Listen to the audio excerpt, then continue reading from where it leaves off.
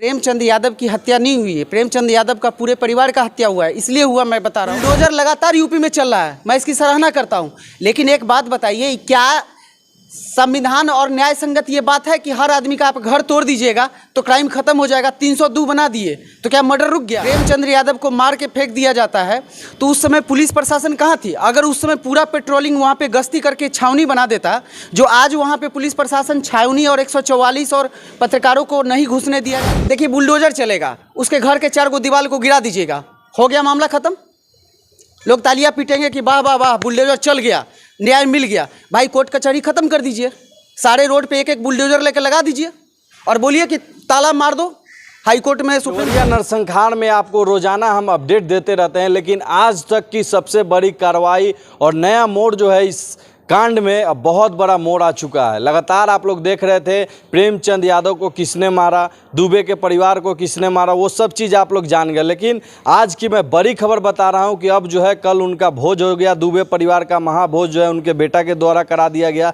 इधर जो है प्रेमचंद के परिवार को नोटिस भेज दिया गया है कि भाई आप घर खाली कर दें। तो ये सारा जो चीज़ है इसी पे हम बातचीत करेंगे। हमारे साथ सत्यम जी हैं, वरिष्ठ पत्रकार हैं, इनसे हम जानेंगे कि आखिर इसमें क्या मोड़ आने वाला कि बुलडोजर चल कर रहेगा बाबा का। सुभाष जी, आपका बहुत बहुत धन्यवाद कि आपने हमको समझा कि मैं इस पे बात करूं। वरिष्ठ पत्रकार मैं नहीं हूं, लेकिन इन बातों पे मैं थोड़ा सा प्रकाश डाल सकता हूं। देखिए, देवरिया कांड में सुभाष जी, सबसे पहले आप इसको लगातार आप जा रहे हैं, खबर ग्राउंड पे देख रहे हैं। 2 चीज़ें मैं पहले क्लियर करना चाहता हूं। पहला चीज़ ये है कि देवरिया कांड में प्रेमचंद यादव की जो हत्या होती है सबसे पहले, तो सरकार को इन बातों को भी ध्यान देना चाहिए। योगी जी सरकार है, बुलडोज़र बाबा के नाम से वो फेमस है, तो सरकार की नज़र में जनता बराबर होती है। प्रेमचंद यादव ज़मीन का क्या फ्रॉड करते थे, नहीं है, क्या उन पे इल्ज़ाम है, ये बात की बात है। सबसे पहली बात है कि प्रेमचंद यादव की हत्या नहीं हुई है, प्रेमचंद यादव का पूरे परिवार का हत्या हुआ है, इसलिए हुआ। मैं बता रहा हूँ कि प्रेमचंद यादव को अगर सज़ा न्यायालय देता, जेल भेजता, फांसी पे तो नहीं लटका देता। सुभाष जी, आप इस बात को जानते हैं ना? बिल्कुल बिल्कुल समझते हैं। तो फांसी पे जब प्रेमचंद यादव को नहीं लटकाया, तो ये कार्रवाई जो हो रही है बुलडोज़र की, ये कार्रवाई करे सरकार, ठीक है। लेकिन सत्यप्रकाश देवू का पूरा परिवार क्यों खत्म हो गया, इसको आप समझिए, क्रोनोलॉजी समझिए। क्रोनोलॉजी यहाँ ये है कि जब प्रेमचंद यादव को मार के फेंक दिया जाता है तो उस समय पुलिस प्रशासन कहाँ थी? अगर उस समय पूरा पेट्रोलिंग वहाँ पे गश्ती करके छावनी बना देता, जो आज वहाँ पे पुलिस प्रशासन छावनी और 144 और पत्रकारों को नहीं घुसने दिया जाता है, चेक किया जाता है, बोला जाता है, वो काम उस समय अपराधियों के साथ किया जाता, तो आज सत्यप्रकाश दुबे का परिवार बचा होता और प्रेमचंद यादव के हत्यारों को आराम से सज़ा मिलता। और प्रेमचंद यादव के किए गए काले कारनामे, जैसा कि मीडिया में आप लोग दिखा रहे हैं, सब लोग बता रहा है, और परत दर परत प्रेमचंद यादव के इतिहास को खंगाला जा रहा है।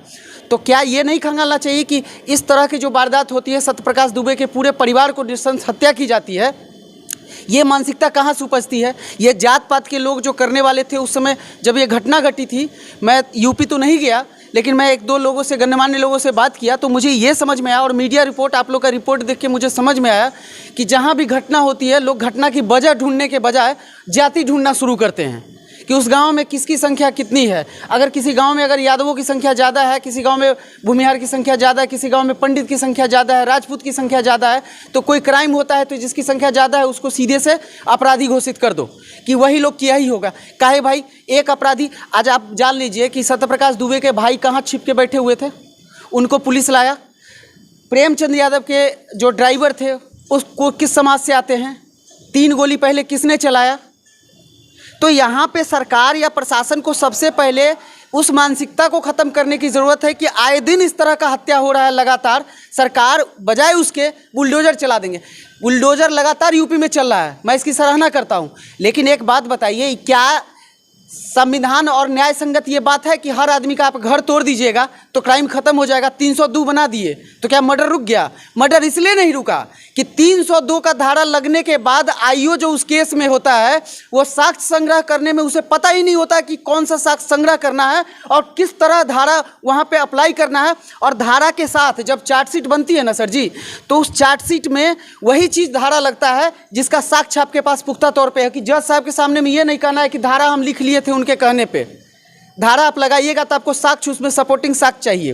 अच्छा, हम बात करेंगे कि जिस तरह से ब्रह्म भोज हुआ दुबे परिवार का, उसी प्रकार से अगर सत्य प्रकाश दुबे का भी भोज हो जाता, सब चीज़ हो जाता, सोशल मीडिया पे दिखाया जाता, या विधायक जी जो है उसके परिवार से भी मिलने जाते, क्योंकि भोज का दिन था, दोनों परिवार एक ही साथ मरे हैं तो दोनों परिवार का एक ही साथ भोज होता तो कितना अच्छा लगता। लेकिन विधायक जी जो है दुबे परिवार के साथ हैं और प्रेमचंद यादव के घर नहीं जाते। कौन विधायक जी? जो वहाँ के स्थानीय विधायक हैं सलम मनी त्रिपाठी, वो प्रेमचंद दुबे के घर नहीं जाते हैं? नहीं, सत्य प्रकाश दुबे के परिवार से मिल रहे हैं, जो उनका बच्चा बचा है उनके भोज में शामिल है होते हैं। हाँ, लेकिन प्रेमचंद यादव के घर नहीं जाते हैं। यही विडंबना मैं आपको समझाने की कोशिश कर रहा हूँ कि आज सरकार में बैठे, सत्ता में बैठे लोग जो हैं वो आपको जातियों में तोड़ रहे हैं। आपकी जातियाँ अब लोग भूलते जा रहे थे, अब वो छुआछूत नहीं है। बिरले एक दो जगह हो जाता है, 1-2%। राजस्थान में घोड़ी नहीं चरने दिया वगैरह वगैरह, आप खबर सुनते होंगे। लेकिन जब अब जातियाँ बराबर हो रही है, मानसिकता बराबर बदल रही है, तो फिर से इनको दिक्कत होने लगा है जो नेता और शासन प्रशासन में लोग हैं कि भाई ये लोग मिल जाएगा तो फिर हम इलेक्शन के टाइम में खेला कैसे करेंगे कि फलना जात का पूरा वोट हमरे चाहिए। जैसे बिहार में MOI समीकरण होता है तो बीजेपी अपना सवर्ण समीकरण बनाती है। बात समझ रहे हैं? तो ये सोचिए ना कि एक जगह के विधायक है, वो एक के घर में जाता है, दूसरे के घर में नहीं जाता है। क्या भाई प्रेमचंद यादव के की हत्या हुई तो उसके घर में महिला पुरुष वो लोग तकलीफ में नहीं है ना भाई? आप विधायक हैं, आप उसको भी जाके सांत्वना देते। तो यही चीज़ है, भेदभाव करके इसको, इस पूरे कांड को गोल गोल घुमाया जा रहा है। अब देखिए, बुलडोजर चलेगा, उसके घर के 4 दीवार को गिरा दीजिएगा, हो गया मामला ख़त्म।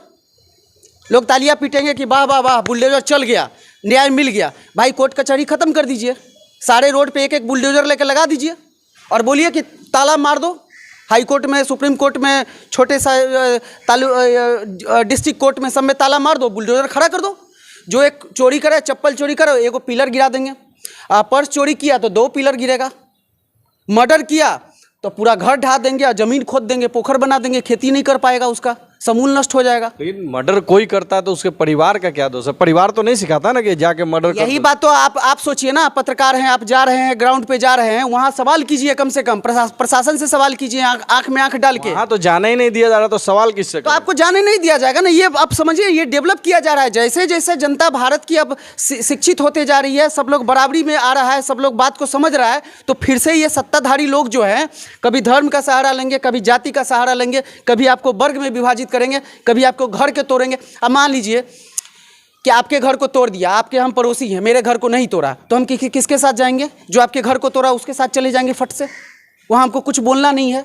ऐसे हमको उसको मिलाना होगा तो उसके घर पे जाना होगा, बात करना होगा, उसका फ़ायदा नुकसान के बारे में बात करना होगा, बोलना होगा कि का भैया का दिक्कत बा। ऐसे आपके घर को तोड़ लिया, वो खुश हो गया बेचारा कि मेरा एगो पड़ोसी गया, गोतिया गया, दाल गला, अब तो हम है गांव में, हम ही। अच्छा, एक अंतिम सवाल, आपको क्या लगा पूरा इस कांड को देखने के बाद? क्या लगा कि ये कैसे घटना हुआ होगा?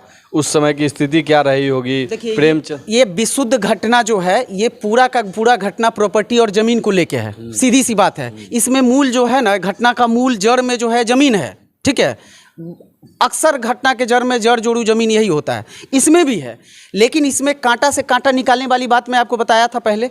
इसमें क्या हुआ ना कि तीसरा व्यक्ति जो है, जैसे अभी साधु दुबे पे लग रहा है, ठीक है, वो व्यक्ति को माथा से हल्का समझते थे सत्यप्रकाश दुबे, लेकिन वो माथा से और ज़्यादा तेज और भारी निकला उनसे। अब उनके पूरे परिवार को ख़त्म कर दिया गया। वो कहाँ था, भाई कहाँ था? कितना भी होगा तो भाई भाई की हत्या में तो आएगा ही ना, कम से कम पूछेगा ना, कितना भी होगा। तो अब समझिए कि वो भाई अपराधी है कि प्रेमचंद्र दुबे अपराधी हैं। ये पूरा कांड कैसे, ये पूरा कांड मूलतः ज़मीन के विवाद से शुरू हुआ और इसके जड़ में भी ज़मीन ही था और पैसा ही था। बस सीधा सी बात है। अब यहाँ सरकार की सिर्फ जिम्मेवारी इतनी बनती है कि घर वर तोड़ने के बजाय सरकार मूल अपराधी को पकड़ के जनता के सामने में पेश करे और कड़ी से कड़ी सजा दे, फांसी की सजा दे। घर तोड़ने से आपका कानून न मजबूत होगा और न अपराधी पे अंकुश लगेगा, सीधा सा बात है। तो देखिए, ये हमारे साथ सत्यम जी थे जिन्होंने बखूबी बताया कि किस प्रकार से देवरिया कांड को जो है अंजाम तक पहुंचाया गया। और जो मूल इसमें बात है, जो आप लोग भी जान रहे हैं कि जो ज़मीन है उसी के कारण ये सब विवाद हुआ। प्रेमचंद यादव पहले भी ज़मीन जो है एक दूसरे का लिखाए हुए थे और ये भी ज़मीन जो वो लिखाए थे जिसमें 11 लाख रुपए दिया गया था साधु दुबे को, लेकिन वो ज़मीन थी उस समय 1.5 करोड़ की। 11 लाख में कैसे लिखा लिया, ये सब चीज़ जो है धीरे धीरे परत दर परत सबके सामने आ रही है और कार्रवाई जो है धीरे नया नया मोड़ इसमें डेली आते जा रहा है। बाकी आप लोग क्या सोचते हैं इस देवरिया कांड को लेकर कमेंट में ज़रूर बताइएगा और वीडियो को ज़्यादा से ज़्यादा शेयर कीजिएगा। जय हिंद, जय बिहार।